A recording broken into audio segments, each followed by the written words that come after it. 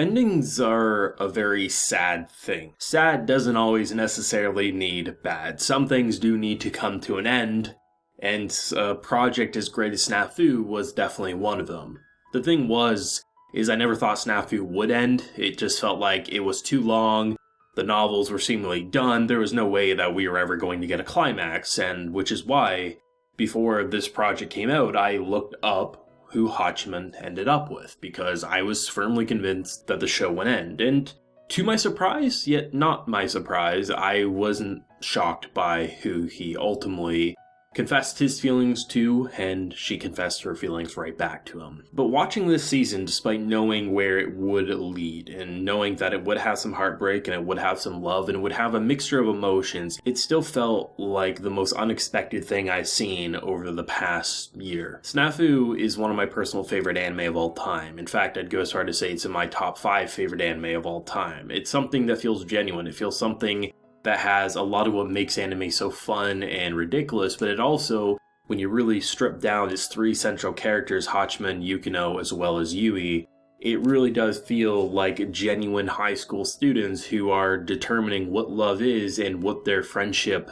means to them, where you have essentially a love triangle and they all know it and they're all afraid to admit to their true feelings, because once they admit to their feelings, everything will change, and most likely it will end. The first 2 seasons, I think, did a great job at establishing this group and establishing what the series was, and ending on a point where it felt like everything was about to crumble and start anew, to then starting off exactly where we left off with season 3, to then prolonging the inevitable, was a very bold but I think necessary decision. Snafu was a show that I really wanted to talk about as soon as it came out, but unfortunately, the people behind the production side of making sure no one's up to no good decided to copyright claim and copyright strike anything with the Snafu name alone, so I wanted to wait a little bit, which is why you're not going to see too many clips or too many copyrighted images just to play it safe. But it's a show that I definitely wanted to discuss before the year was up, especially considering how much I love it and was waiting to fully complete it until I was ready to make this video, and what an emotional ride it was. Something that I find interesting about this season is how they separate the 3 central characters. Last season ends on them all pretty much getting to the point that you knew feelings were about to be admitted, and the season kicks off with exactly that same stopping point. The thing is Hachiman ends up spending a decent amount of time with Yukino with Yui out of the picture, and then it gets reversed where he spends a lot of time with Yui with Yukino out of the picture, until ultimately a decision has to be made, a decision of who the feelings will go to. Both of which want to be with Hachiman, both of which have fallen in love with Hachiman. Yukino is most definitely the most similar to his mentality. Very much are socially awkward, they have a hard time admitting to their feelings, where Yui is very bubbly, very charismatic, but also is a very selfish person, which she admits to herself. All want the other, pretty much. Yui wants Yukino as a friend, Yukino wants Yui as a friend, but both believe whoever ends up with Hachiman will ruin their friendship and they won't be able to look the other in the eye. Hachiman clearly has feelings for Yukino, but feels indebted to Yui and doesn't want to break her heart, and when Yukino is saying you have to grant Yui's wish, it becomes this very big mess. It becomes something that you know someone's heart's going to get broken, and if you continue playing by the other's wishes, no one's going to be happy. Someone like Hachiman ending up with Yui because Yukino said grant her wish isn't actually the person he wants to be with, so he wouldn't be totally happy even though he cares for her as a friend. Yui wouldn't be satisfied with someone just reluctantly being with her, even though she is definitely selfish, especially considering that it would break Yukino's heart. Everyone is just in this very interesting state of mind where you can break it down to as it's high school love, what does it really matter? All things considered, this isn't going to be the end-all be-all. Generally, high school love doesn't last, and generally these friendships, you will move on. You'll go to different schools, you get a new job, and you may not talk with these people at the end of the day. But this is a show that since season 1 has always been about that genuine thing, searching for your genuine aspect in life. And a big word that gets tossed around in this season is codependency.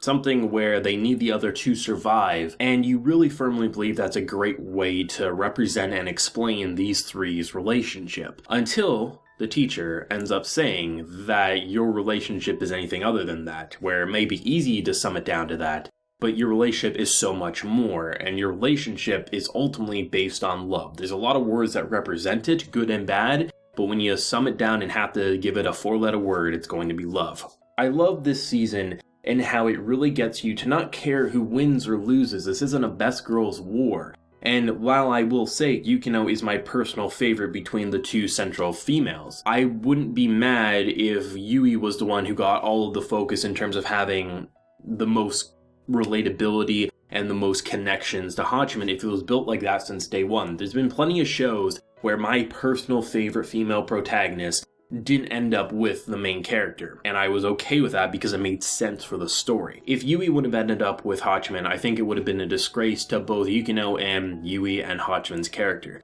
Yui is someone who is heartbroken. Yui is someone who, her tears really do touch me in this show, but you can't deny the two have the most in common is Yukino and Hachiman. And you can say opposites attract, but clearly there's an attraction between these two, and they want to all remain friends. The idea of things coming to an end is such a very big and prominent role to the show, and what I love is how it's not afraid to say when things do come to an end, it doesn't mean something new can't start over. And I love the idea of really having one of the most precious moments of this show be something that's so basic in any relationship, but I think really does represent everything that this show wanted to be.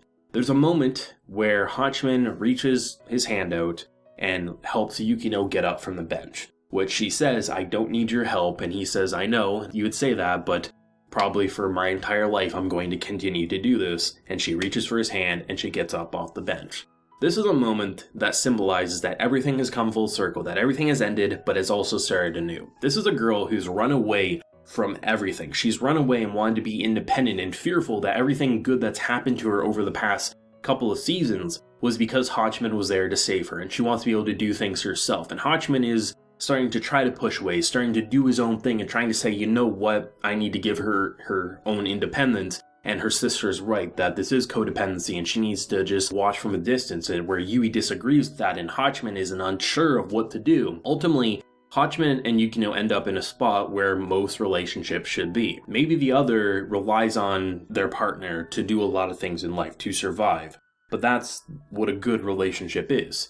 You complete the other. You have skills or you have something that the other doesn't have, and you are afraid to tackle the world without the other. But that's okay, because a good relationship is all about knowing that even if you don't need their hand to stand up off that bench, to get up because you have your own two legs, you have your own strength, it's a little more comforting and it's a little more reassuring knowing the other is still there for you. And this show has all been about making you scared of that change, making you scared that once the feelings are out, once the cat's out of the bag, everything will change and that's going to be bad. We can't keep this little circle going forever. This club room will fall apart and everything will crumble. Someone will cry. And that does happen, but it also starts anew. The show ends with probably the best ending I could have ever wanted. Yukino admitting that I love you. And then you get this moment where we have Hachiman's sister and all the characters we've come to know and love start the club over with a single request, which the show starts off with a Yui coming to these two, and it ends in the exact same way. I have this boy I like who is most likely dating my best friend, and I want to continue being her best friend, and I'm unsure what to do. This is going to take a while, it may take forever, but let's get started. Starting and ending the show in completely different yet relatable and similar ways is the only way to end this show. Had the show ended with Hachiman ended up with Yui and Yukino doing the same thing, it would have felt really disgraceful for what the show was building up. Even since season 1, it was crystal clear that Hachiman and Yukino most likely would end up in some form of relationship. When I looked up who he was going to end up with before the season even came close to coming out, or assuming that it would ever get one, I assumed he was going to end up with Yukino, and that's what happened. Yui is a very fascinating character. I think she's an amazing character, don't get me wrong,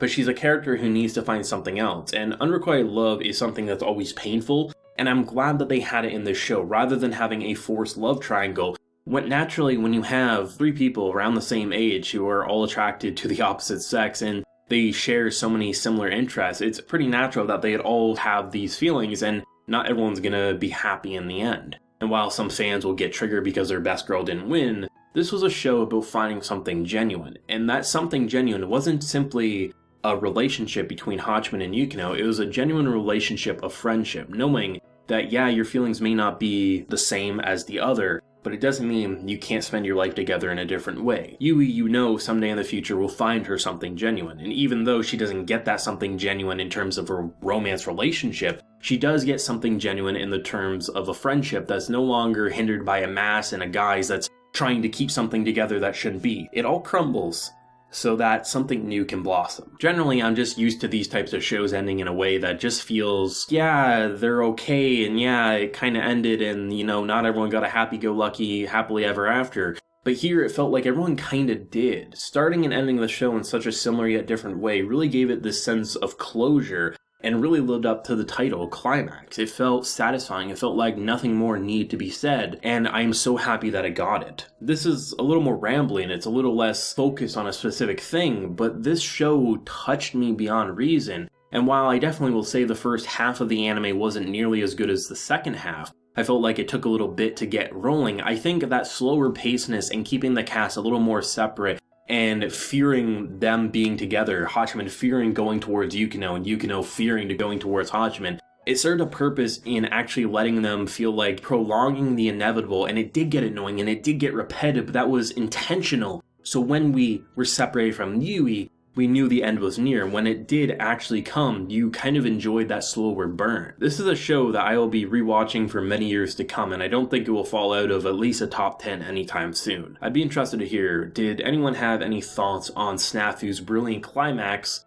Whatever you're feeling, do let me know down below. If you enjoyed the video, be sure to like, to show your support, and hit that subscribe button if you have been new around here. There's also always my Patreon if you want to see new videos like these early, if you so wish. So until next time everyone, please take care, and have a good one.